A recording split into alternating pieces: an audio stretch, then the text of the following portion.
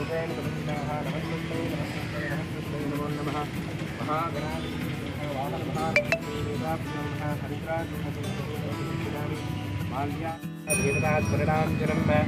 विधिकण्ठानादं दीपं दण्डकारण्यः गोदाभ्यः शारीवाक्याब्दे बौद्धावतारे श्रीरामक्षेत्रे अस्मिन् वर्तमाने व्यावहारिका शान्त्रमानेन विद्यासंवादिकराणां श्रीमतो मङ्गलकराः ॐ माघमादेव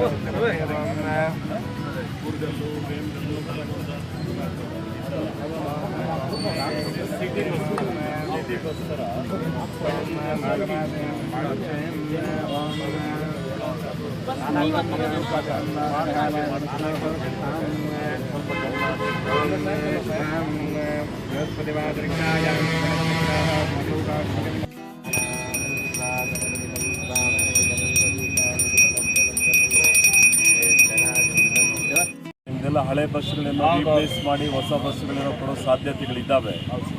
ಅವಾಗ ಏನು ಮಾಡಿ ಅಂತಂದರೆ, ಒಂದು ನರಸಾಪುರ ವಯಾನು ಮಾಡಿಕೊಟ್ಬಿಡಿ, ಇನ್ನೊಂದು ವಿಜಯಪುರ ಯಲಹಂಕ ಏರ್ಪೋರ್ಟ್ ರೋಡ್ ಬೆಂಗಳೂರು ಯಾವುದೇ ಹೋದರೂ ಕೂಡ ವಿಧಾನಸೌಧ ಹತ್ರ ಹೋಗ್ಬೇಕು. ಬೆಂಗಳೂರು ಸಿಟಿ ಬಸ್ ಸ್ಟ್ಯಾಂಡಿಗೆ ಹೋಗಿ ಬೆಳಗ್ಗೆ ಹೋಗ್ತಾ ಬರ್ತಾ, ಆಮೇಲೆ ಇಲ್ಲೊಂದು ಸ್ವಲ್ಪ ಶಟಲ್ ಥರ ಮಾಡಿ ಕ್ಯಾಲ್ನೂರು ಕ್ರಾಸಿಂದ ಕೋಲಾರಕ್ಕೆ ದಿನ ಬೆಳಗ್ಗೆ ಹೋಗೋದು ಬರೋದು ಮಾಡ್ತಾರೆ. BTS ಬಸ್ ಮಾಡಲ್ವಾ, ಹಂಗೆ ಆಫೀಸ್ಗಳಿಗೆ ಹೋಗೋರು ಇರ್ತಾರೆ, ಆಸ್ಪತ್ರೆಗೆ ಹೋಗೋರು ಇರ್ತಾರೆ, ಕಾಲೇಜುಗಳಿಗೆ ಹೋಗೋರು ಇರ್ತಾರೆ.